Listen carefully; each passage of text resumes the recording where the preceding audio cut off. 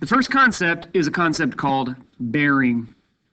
And bearing is basically trying to give you a direction. So imagine if you're captaining a ship and you're in the middle of the ocean and you're trying to find your way to this island, and you radio ahead and they say, just kind of sail northwest or so.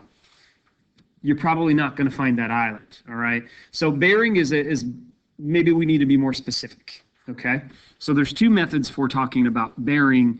The first one is just going to give you an angle like 164. All right. When a single angle is given such as 164 degrees, it is understood that the bearing is measured in a clockwise direction. So if they say 164, they're saying, clockwise from north. They say, all right, here's north, 164 degrees clockwise from north, points you in that direction. Okay. So it's very specific, and it's clockwise from north. So that would be a bearing of 229 degrees. A bearing of 229 degrees, clockwise from north. Now the other way, maybe you'll like it better. Second method for expressing bearing starts with a north-south line and uses an acute angle to show the direction either east or west. So you're going to see something like north 42 east. So that's going to tell you like which direction to start and what direction to go. All right, so north 42 east, or start with south and go 31 east. So you have to know your directions, I suppose.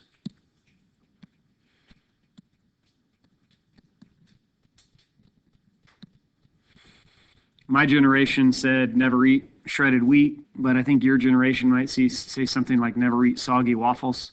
But, north 52 west, okay? Example 4. All right, so here we go.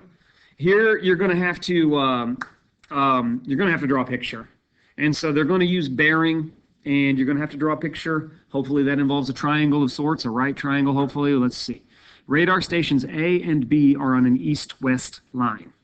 So let's start with that. Okay, A and B are on an east-west line, 3.7 kilometers apart. So I'm going to label this. Hopefully this turns into a triangle that I can use. Station A detects a plane at C on a bearing, that's supposed to say, of 61 degrees.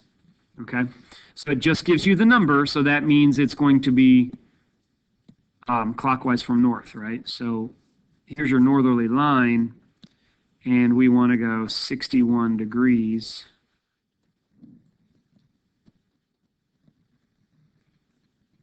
So that's clockwise from north. Okay. Station B simultaneously detects the same plane on a bearing of 331 degrees. So again, you have to go clockwise from north. So there's north and 331 degrees. Now check it out. This is 90. This would be 180. This would be 270. So 331 is going to be about right there.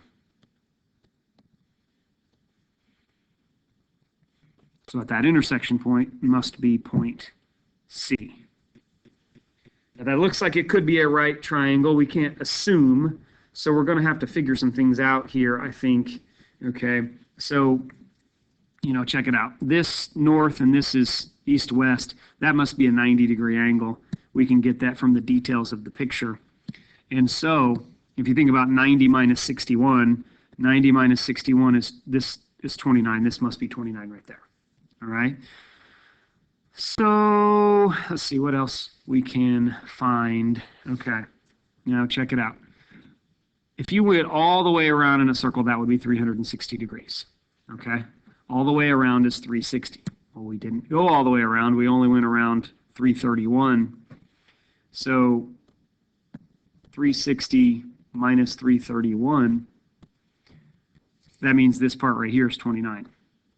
Okay, now that doesn't help me because that's not inside my triangle, but I can subtract kind of in the same way that I just did. This is 90, subtract 29 tells me that this piece right here is 61. Okay, I really want to know what that angle is at C, but now we can just use our regular old property of triangles where everything adds up to 180.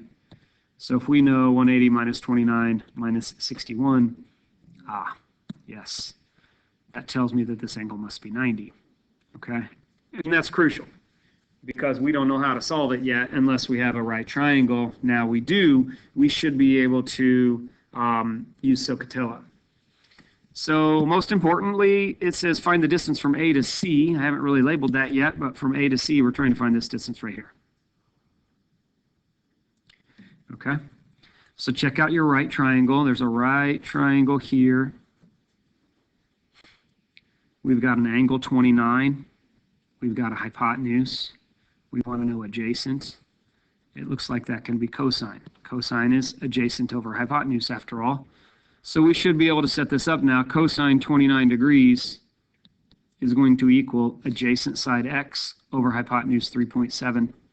Now we've seen this a couple of times already. We cross multiply, you're going to get x equals 3.7 times cosine 29.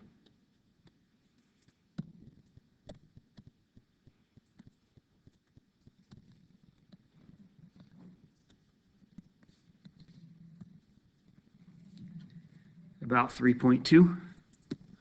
So x is about 3.2 kilometers.